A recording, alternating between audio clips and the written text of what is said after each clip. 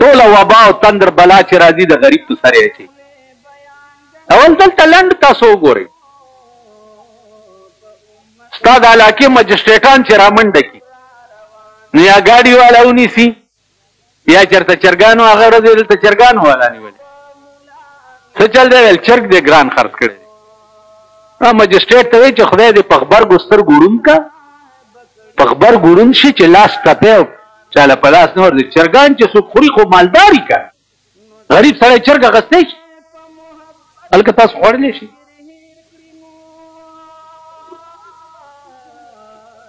خو چې مالداري که دا غریب ته نه یو 2 روپۍ زیات یې واخیستی نو څه کافر خو نه شو. چرګ دې یې ګران خرڅ کړی. نو چې وینیسي او ما ته مور راشي یا رور راشي وایي ته چې تاڼې ته ټلیفون وکړم نو تاڼې والا ورته وایم چې دا پلانی سړی نیولی دی. ویل مال چې پرې نه دی. ویلې ولې؟ مال په پنډت نهرو یې ډس کړی دی. ویل مالا پنډت نهرو باندې خو ده ډس کړی که. نو تاڼې والا مک بک شي. نو ما ته وایي جی پرچه یې 3/6 فوټ کې ورکړی. 3/6 فوټ دا معنا چې هلته چرګانو والا یو رنګ کې کور روان شي، هلته پکې د مجسټریټ غوا هم لنګه شي او د وکیل غوا هم لنګه شي او د چپړاسیانو غوا هم لنګه شي. یو 3/6 فوټ چې روزي 2000 روپۍ پې لګېدي. دا قانون یوازې موږ دپاره دی.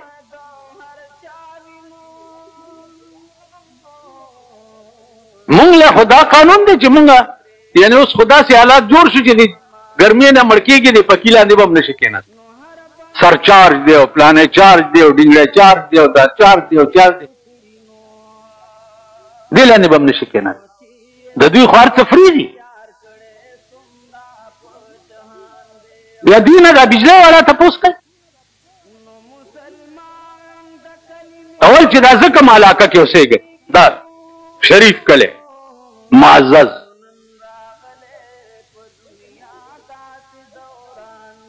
دلته سال دی د بجلی،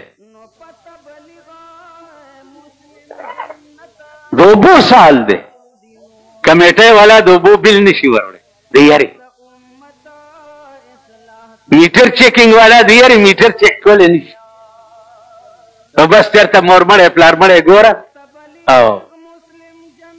چې هغه بیا لاړ شي ایس ډي او صاحب ته. ایس ډي او صاحب ورته چې قانون د لاس کې اخیستی دا به دې خرچ کړي که وجي ما وقت دې بل داخل که بیا دعوا وکړه. غریب داسې حال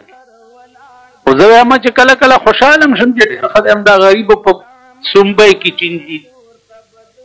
دا د پلشت زامن چې دي خو چې هر یو ډم راپاسي نو د هغه ډولکي ته دوی ګډي کېږي که نه کېږي چېرته چې ګور دوی ورته ګډي. نو کار ورسره سم دی. خدای چا سره بې انصافي نه کوي، ظلم نه کوي، هغه عادل دی. نو الله دې وکړي چې د ملک سربراه عدالت کې پیش شي او جرم پې ثابت شي او سزا ولوي. ولې حضرت عمر که په خپله د یو ښځې په ګوایي باندې زوی له سزا ورکوي او 100 درې وهي او په هغه درو کې هغه مړ شي او بیا ورته حضرت عمر ودرېدو چې بچیه شو. اب تاسو له پېښور ښار ناصر خان اسلامی کیسټ هاؤس بیرون کچهری گیټ اشرف روډ سرای فقیر خان د ناصر خان سره سات ملاویږي. ښخ شي ستا ملاقات به وشي رسول الله صلی الله علیه وسلم سره. نو د خپل زخمونه د درو ورته وښایه او زما سلام ورته ووایه. زوی ته وایي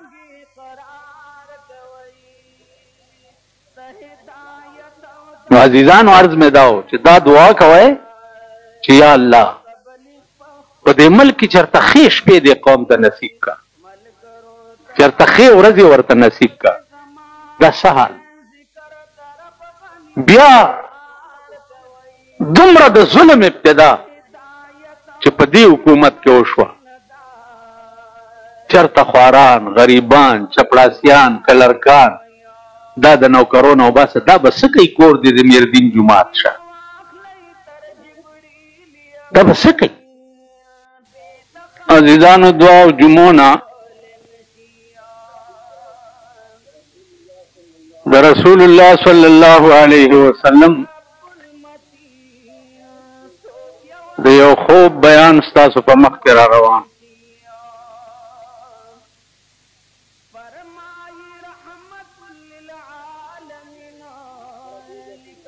خبره دې ځای پورې رسېدلې وه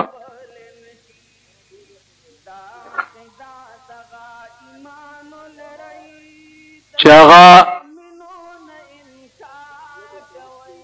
خوله د سړي شلېده او جوړېده یو یې دا لیدلی و یو یې د وینو او د زوو په تلاو کې یو سړی پروت یو یې دا لیدلی و یو سر په کاڼي ماتېده او جوړېده یو دا لیدلی و بیا د اور په تنور کې ښځې او سړي ګډ وډ پراته یو دا ټکی و مخکې چې لاړه یو باغ ته یې دننه کړو په هغه باغ کې یو سپین ږیری سړی ناست و او مخې ته ماشومانو لوبې کولې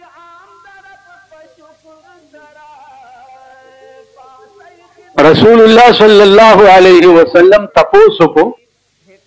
چې دا څوک دی و یا رسول الله دا ابراهیم علیه السلام دی او دا مخې ته چې ماشومان لوبې کوي دا هغه ماشومان دي چې د بلوغ نه وړاندې مړه شوي دي نو د بالغ کېدو نه مخکې چې کوم ماشوم مړ شي هغه روحاني طور باندې د ابراهیم علیه السلام سره وي تر قیامت پورې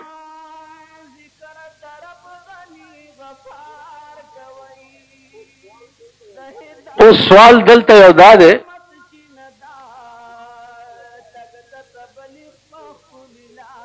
چې د کافرو اولاد چې څه وخت کې مړ شي د بلوغ نه وړاندې د هغې به څه رسول الله صلی الله علیه وسلم فرمایلی دي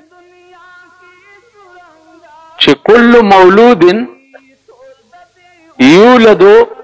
علی فطرة الاسلام هر ماشوم چې پیدا کیږي دا په فطرت اسلامی باندې پیدا کیږي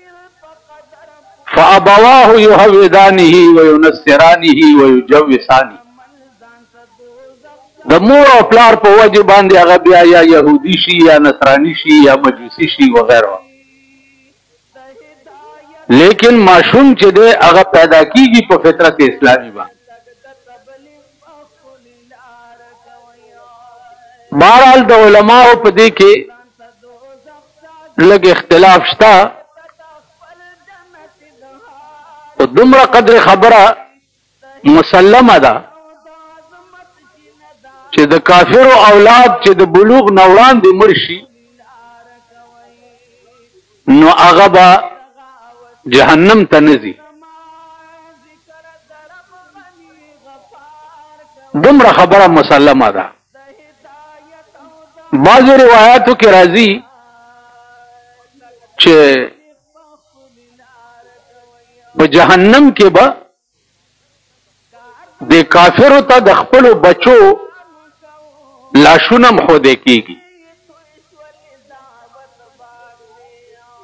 داغه جواب کوي چې کافرو ته به د خپلو بچو لاشونه جسمن نخ کولې کیږي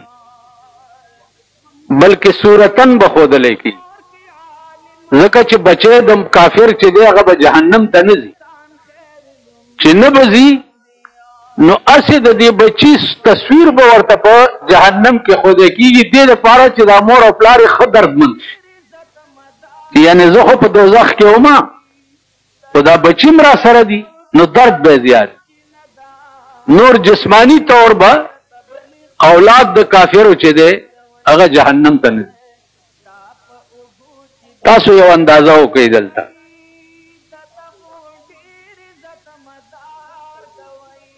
چې کوم سړي ارادتن د خدای سره دشمنی نه کړي، سره د عقل او سره د سمج د خدای بغاوت نه کړي، نو کله کافر په کور کې پیدایم دوزخ ته به نه بوځي.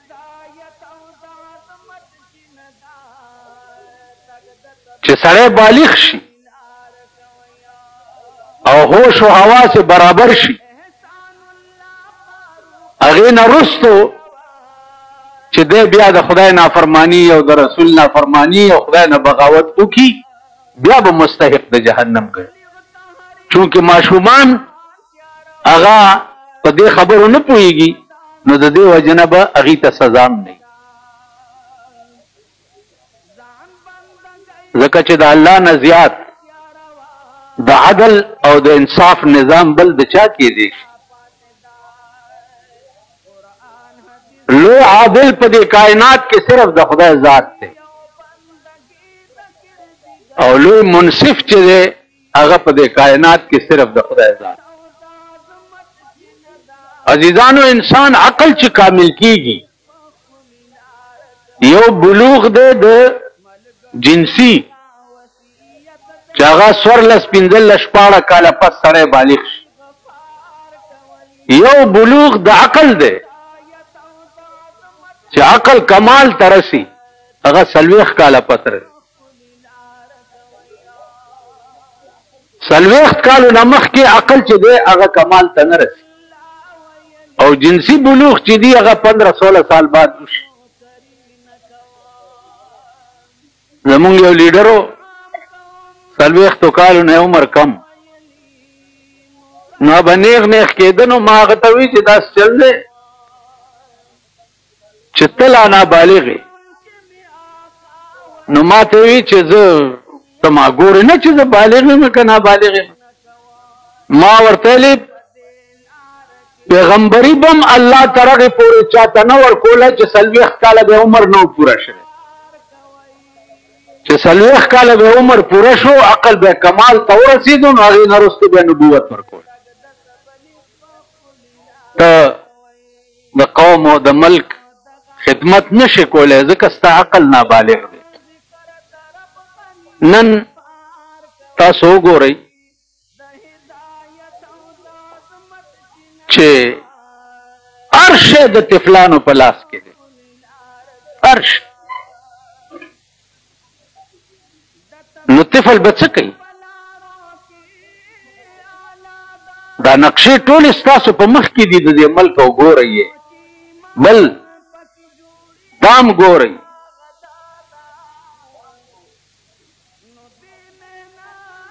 چې ابراهیم علیه السلام دا یو ډېر عظیم او جلیل القدر پیغمبر و، د ډېرو پیغمبرانو پلارو. امتحانات د الله چې دي نو اشد بلاء الاقرب فالاقرب. څومره چې خدای ته زیات نږدې عمره په هغه امتحانات هم زیات.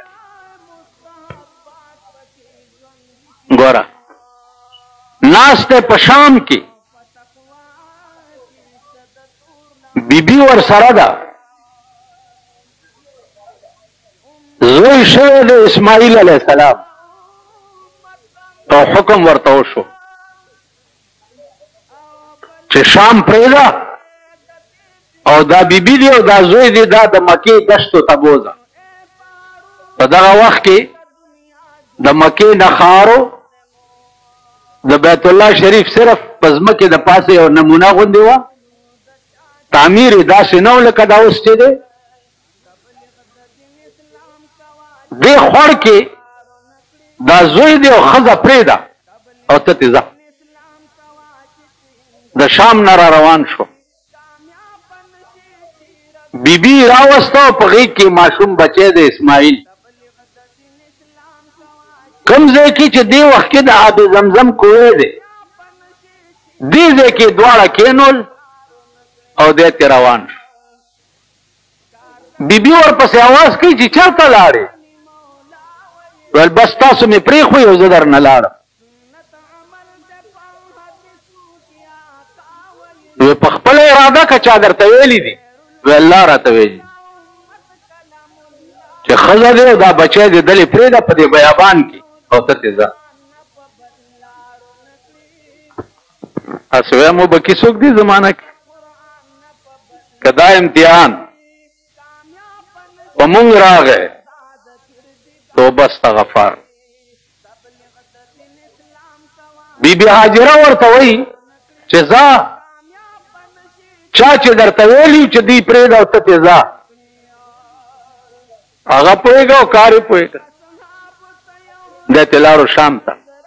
اوس یو خدای پوهېږي په دې چې دی ترې روان شو بیبي او زوی هلته پرېښود چې د ده په زړه به څه تېرېده لیکن هلته د خالق حقیقي حکم و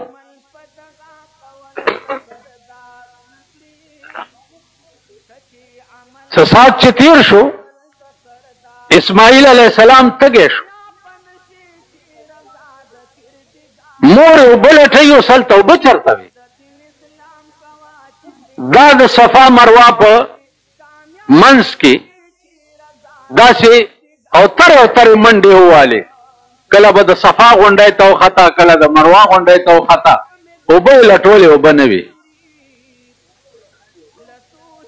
اسماعیل علیه السلام پروت دی دا د دې کوی په ځای او داسې لتې ټکوي الله جبرائیل علیه السلام ته وایي چې ورشه د اسماعیل په خپو کې اوبه راوباسه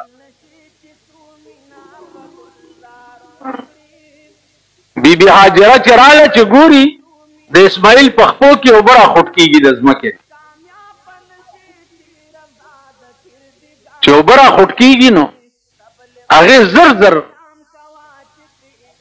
خاورې او شګې راواغستې او د اوبو نه یې ګیر چاپېر واچولې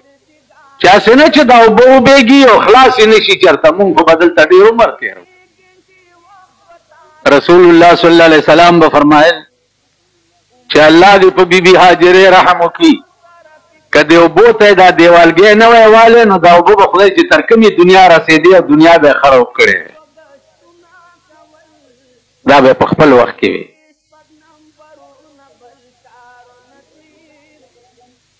عزیزانو دا آب زمزم کوی چې دی دا په دې رنګ وتی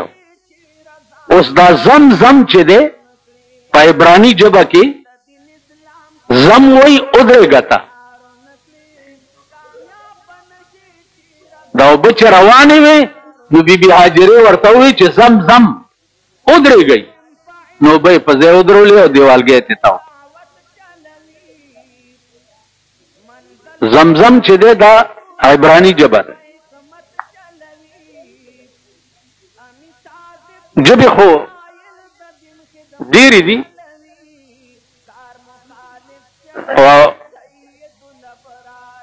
مولانا ثناء الله پانی پتی لیکلی دي په خپل تفسیر کې چې الرحمن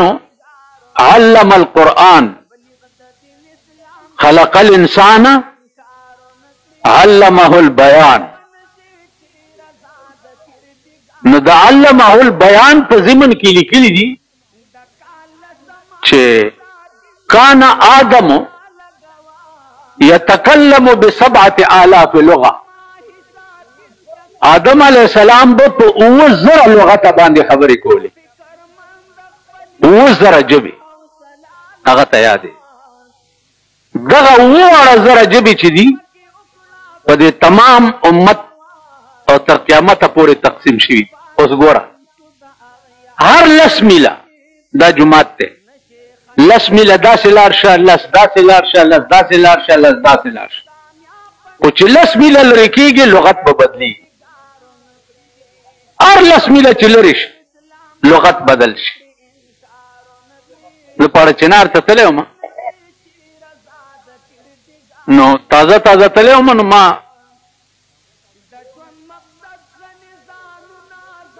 د هغې خلکو په لغت داسې زه ښه پوهېدم هم نه. نو یو سړی مونږ سره ناست و نو ما ته وایي چې نن ستا د تقریر کې میړه ډېر وو. میړه مالا ویل میړونه پکې ډېر وو. نو زه حیران شوم چې زمونږ وطن کې خو میړه ښځه ښځه وایي سړي ته چې دا زما میړه دی. دا څه وایي دی چې ما ته وایي چې دا ستا مړونه وو که ته بله ده مال دا څه وایه لکه ته وایي تا په تقریر کې میړونه ډېر وو. مولانا صاحب را سره ناست نو ما ته وایي چې مولانا صاحب ته غلط پوه شوې دلته میړه سړي ته وایي سړی ورته نه وایي د دوی په ژبه کې ورته میړه وایي سړي ته میړه وایي. ښه د هغې نه پس پوه شو. اوس یو کېنه وګوره کېنه زمونږ په دې پېښور کې بیټ جاؤ بیټ کېنه کښېنه چینېږه یو کېناستو دپاره 1000 قسمه لغت دي. دغسې هره ژبه چې تاسو والی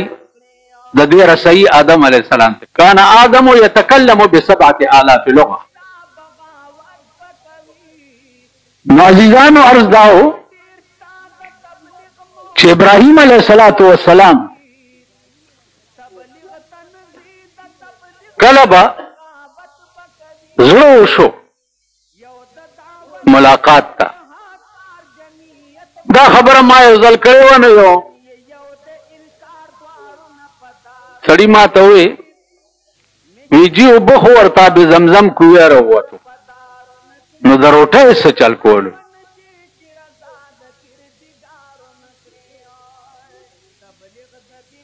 ما ورته وی چې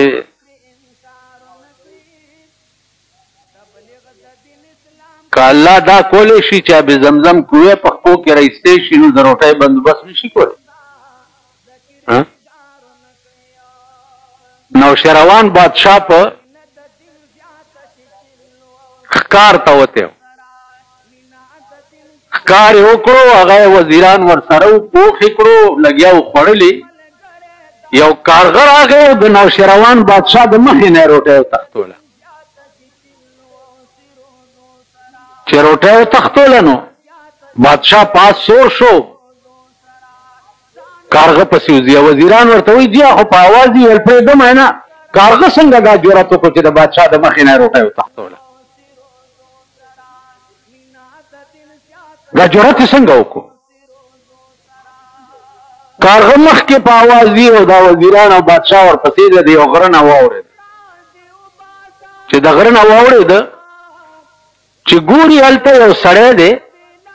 دا لاسونه یې رستو شاته او خپې تړلي دي او په ډډه پروت دی او د کارغه دا روټۍ یوړه هغله یې په خوله کې ورکړه.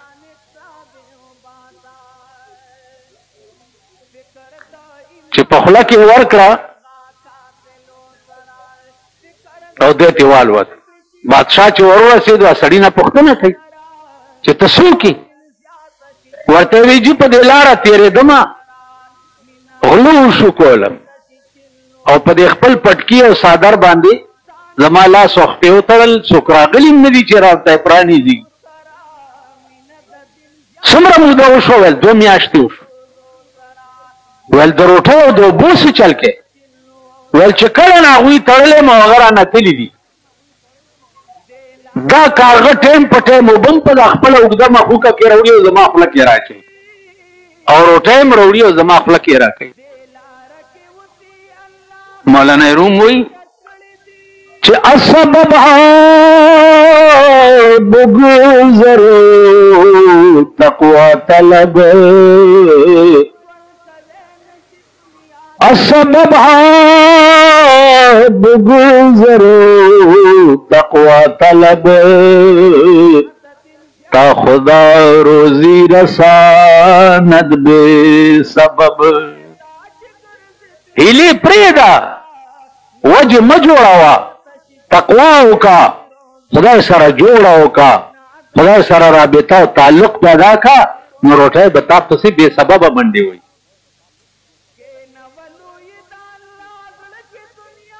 نن مونږ روټه پسې منډي وو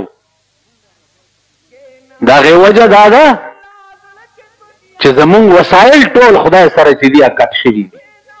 د بنده وسیله کو تاسو وګورئ چې دا مونږ د چا وسیلې کو عام خدای رانی ولي دا غټ غټ میانې ګورئ روزانه عام خدای رانی ولي هغه چې د منډیټ چغې والے منډیټ والا هم خدای رانی ولي سارا ته چاوي چې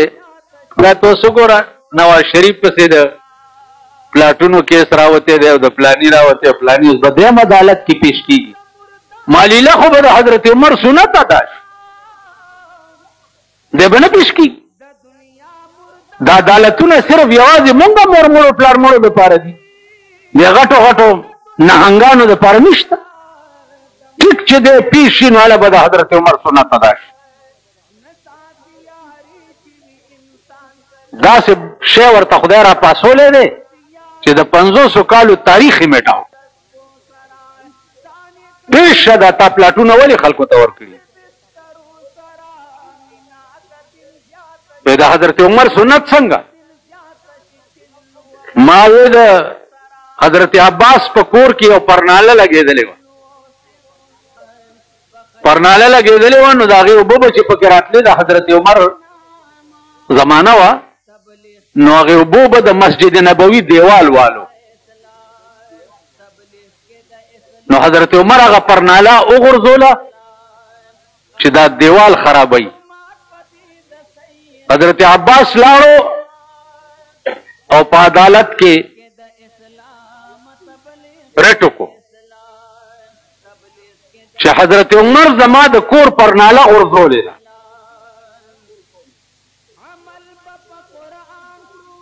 عدالت سمن جاری کو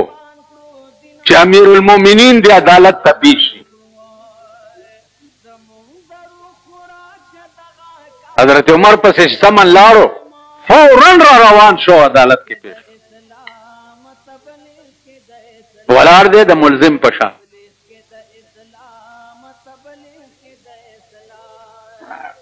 ورته تا دا پرناله ولې غورځولې ده ویل د مسجد نبوي دیواله والو حضرت عباس ته وایي چې اوس ته وایه وی دا پرناله د رسول الله صلی الله علیه وسلم په حکم ما ایښې وه او ده وغورځوله عدالت ورته وایي چې واه امیر المؤمنین زه فیصله وکړم که ته یې په خپله کې امیر المؤمنین ورته وایي چې دا د پیغمبر په حکم یې خوښ شوی وه نو دا سړی د عدالت ما سره واستئ زما په اوږو به خپې کېدي او بدرېږي دا پردانه به بیا په خپل ځای ودرېږي تاسو خیال ده سړی راوستو او د امیر المؤمنین په اوږو یې خپې کېښوې او پرنالی بیا په خپل ځای ودرېږي نو مالې دا غټ غټ چې څه وخت کې عدالت کې پیش شي دا قبیله د حضرت عمر سنت ادا شي دا عدالتونه صرف یوازې غریبانو دپاره نه دي دا د دې غټانو نهنګانو دپاره هم دي ته هم دا ظلم کړی که نه چې 15 کروڑه کیس دي د بېنظیرې په میړه باندې د ملک بیړه یې تباه کړې ده او ده به هغې له اجازت ورکولی چې ته ورتلی شي جیل کې ورسره شپې هم کولی خبره ده که دلته چې جیل له سړي له ملاقات لځې صاحب اول به سپرډنټ صاحب ګورې بیا به ډنډنټ صاحب ګورې بیا به پلانېډنټ صاحب ګورې کله به ډي سي نه اجازت الی او کله به هم سیکري نه اجازت الی او هغې ته اجازت و چې ته ورځه نو اوس خدای پرې راوستې ده یو پرون ورځ چې په ده تېری بیرونی ملکونو په دورو روانو ay ملتوی کړه ماقام کړه ماقام چې روان شو مختصر کړه زر را روان دي چې ملکی حالات خراب نو عزیزانو خفه کېږئ ما مونږ ته صرف دا غم دی چې اوړه دي یا روټۍ ده یا ټیپر دي یا مولۍ دي یا څه دي یا څه دي د غټو غټ مرضي او د غټو غټه ابتلا وي دا ټول به خدای داسې لتاړی څنګه چې د پاکستان قوم لتاړ کړ او بیړۍ ولا تباه کړه قسم په خدای دی دا درته په ایمان ویم چې له غونډې په روپۍ کې یو دوانې د قوم مشر دی که ده سره د قوم او د ملک غمي زه به د سړي زوی نه د قوم غم شته ورسره او نه د ملک غم شته ورسره په دې 50 کاله کې که د قوم او د ملک غم وی ورسره نو دا ملک نه به څه جوړ وی خو د ملک غم ورسره نشته ټول تندر چې راوړي د غریب په سر یې اچي